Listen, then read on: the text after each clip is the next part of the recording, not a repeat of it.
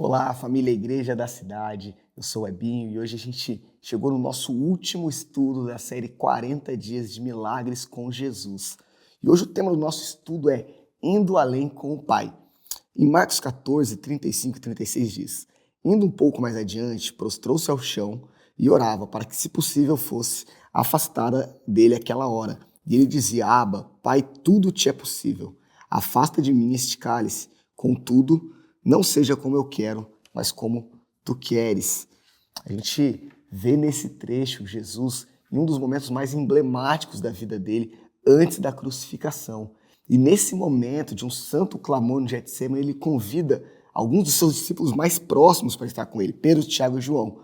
Porém, os três foram pegos pelo sono. Enquanto Jesus estava ali sofrendo, amargurado, os discípulos que eram para estar junto com ele, orando também, em intercessão, naquele momento, acompanhando Jesus, eles foram pegos pelo sono e não puderam ajudar Jesus naquele momento.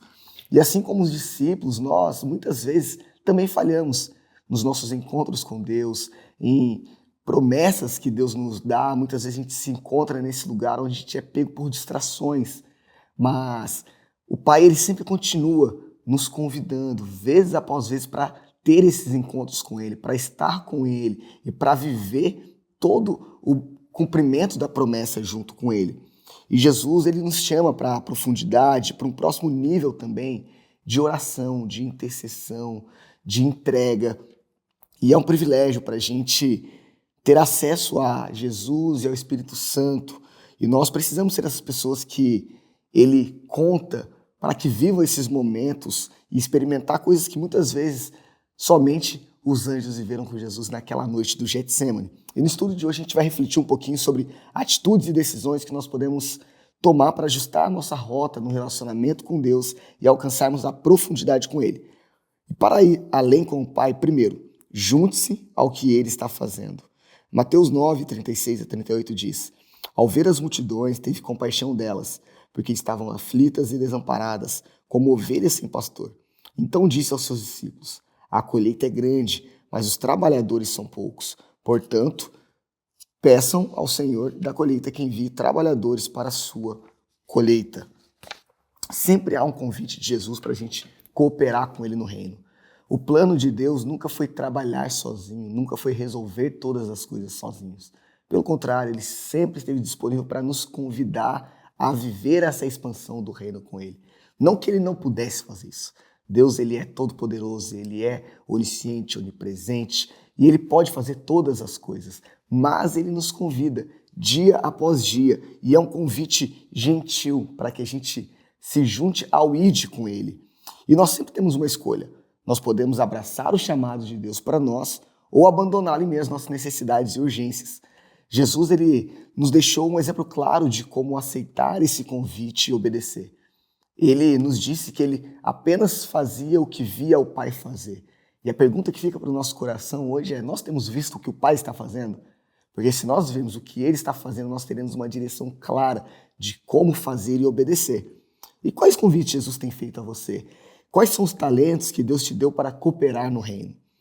Para ir além com o Pai, segundo, enfrente os fracassos. Lucas 15:10 diz: Eu digo que, da mesma forma, a alegria na presença dos anjos de Deus por um pecador que se arrepende. Servir a Deus é um privilégio e viver a vontade dele é muito mais do que a gente merece. Porém, algumas vezes, como os discípulos, a gente dorme no ponto. Em alguns momentos, a gente vai sim falhar e fracassar, né? E a gente não precisa ser um profeta do caos para dizer isso. Todo momento, a gente vai ter dificuldades, limitações, e Jesus ele sabe que nós vamos passar por fracassos, mas isso não impediu Jesus de nos comissionar, isso não impediu Jesus de nos dar um direcionamento, uma direção. Porque mesmo quando nós falhamos, nós temos a oportunidade de nos arrepender e correr novamente para Jesus. No nosso devocional tem um trecho que diz: Ele não precisa da nossa obediência, pois tem inúmeros anjos preparados para cumprir suas ordens quando nós falhamos com Ele. A perda é nossa quando deixamos passar o que Deus quer fazer em nossas vidas. Então a honra e o prazer sempre será nosso de cooperar com o reino. Como eu disse anteriormente, Jesus ele não precisaria de nós para que o reino avançasse, mas ele nos convida, com amor Ele nos convida. E quando nós erramos, isso não surpreende nosso Pai. Ele sabe que nós vamos falhar, mas Ele também nos mostra um novo caminho e Ele nos dá uma nova chance. Apesar, foi Jesus que nos disse, para que perdoássemos 70 vezes 7. E Ele sabe que para nós é difícil o perdão, muitas vezes, mas Ele sempre está disponível para nos perdoar. Você se lembra das últimas orientações que Deus te deu? E existe algum direcionamento que você sente ter fracassado? E indo para o último ponto, para ir além com o Pai, louve antes da vitória.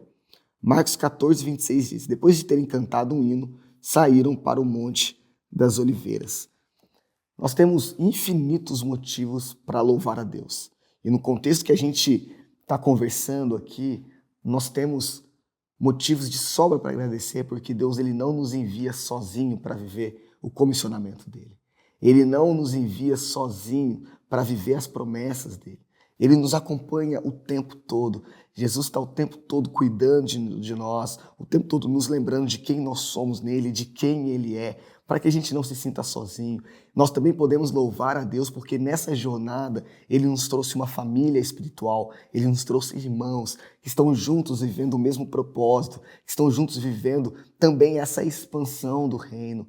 Então, antes mesmo de experimentar a vitória, nós podemos louvar a Deus e agradecer a Deus como um ato de fé, sabendo que no final dessa jornada nós já temos a vitória. Porque nós vivemos num reino onde Jesus ele não está ali lutando com o diabo quase que num pé de igualdade. Não, Jesus ele é infinitamente superior. Jesus ele já venceu e nós estamos aqui jogando o jogo com quem já venceu. Então a gente não precisa ter medo do erro, ter medo do fracasso, muito pelo contrário. Nós podemos louvar muito antes de nós enxergarmos a vitória que Ele mesmo já conquistou. Às vezes para a gente no dia a dia, parece que as lutas são muito grandes, parece que os desafios são muito grandes, mas nós precisamos olhar com fé, sabendo que lá na frente, Jesus ele já venceu e Ele está conosco, não somente agora, mas também lá na frente, nos esperando já com a vitória. E finalmente nós podemos louvar ao Senhor antes da vitória porque isso é um ato de fé e porque mesmo que não estejamos desfrutando da tão desejada vitória ainda, Deus se agrada quando nos lembramos daquilo que Ele já fez por nós e se agrada também quando acreditamos que Ele não mudou e fará maravilhas no tempo certo. E quais são as batalhas que têm te impedido de louvar a Ele? E como você pode aprender a olhar para Ele no meio das lutas? Lucas 22, 31, 32 diz, Simão, Simão, Satanás pediu vocês para peneirá-los como trigo, mas eu orei por vocês, para que a sua fé não desfaleça. E quando você se converter, fortaleça os seus irmãos. Então o Pai ele continua nos convidando a nos juntarmos naquilo que Ele está fazendo.